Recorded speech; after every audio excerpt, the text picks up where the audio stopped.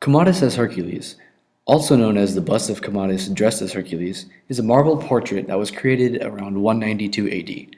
However, this sculpture was not discovered until 1874 in the underground chambers of Horti Lamiani.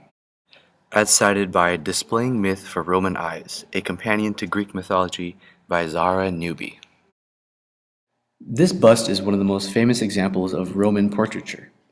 The sculpture is of Roman Emperor Commodus dressed up as the Greek hero Hercules. Commodus had a certain affinity for Hercules as he often associated himself with the military prowess and domination that Hercules was so famous for. The sculpture itself is located in the Capitoline Museum in Rome, Italy. The sculpture, as mentioned earlier, is made from marble, as you can tell by the reflective chest and face. You may notice some details such as the lion skin placed on his head, the club in his right hand, as well as the golden apples of Hesperides in his left.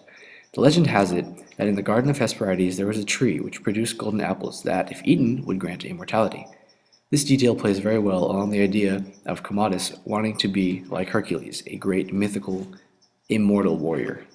Each of these objects were placed as a reminder of the accomplishments of Hercules, as well as allowing Emperor Commodus to associate himself and refer himself as the Roman Hercules.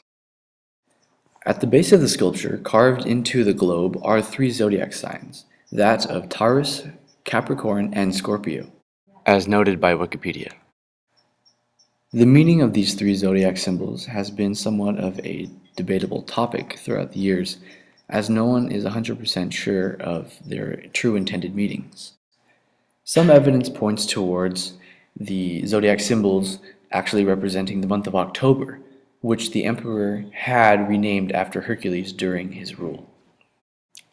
Another popular theory is that the three zodiac signs are linked to the foundations of the city of Rome. Taurus representing the founding of Rome under Romulus, Capricorn representing Augustus, who regarded the sign as himself, and Scorpio would represent the emperor himself, the third founder of the city. This theory also ties in with Hercules, as the zodiac symbol Scorpio partially represents October, which is renamed after Hercules by Romulus himself. I chose to analyze this piece partially because I like the way it looks. The Baroque-esque nature of the sculpture is very appealing to the eye. There's lots of ornamentation, lots of things that stand out about it. Things such as the club in his hand, the apples in his left hand, the lion's skin on his head.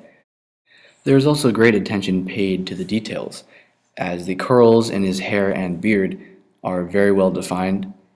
His body also has a sort of hero's build, very muscular and wide, just as you would imagine Hercules to be.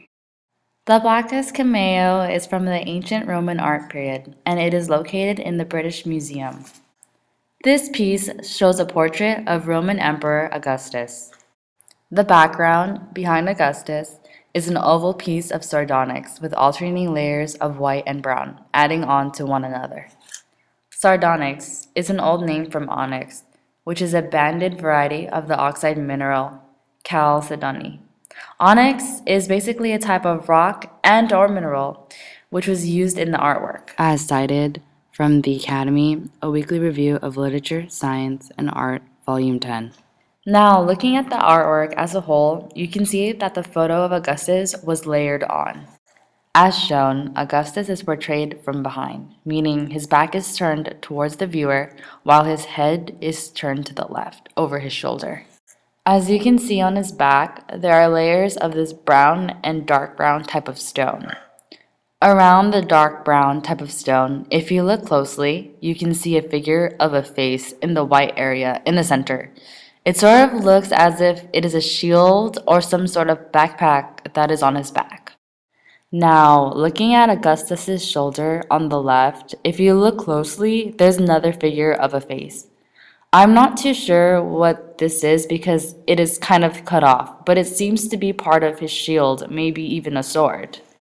In this art piece, Augustus's facial expressions are blank, serious, and strained.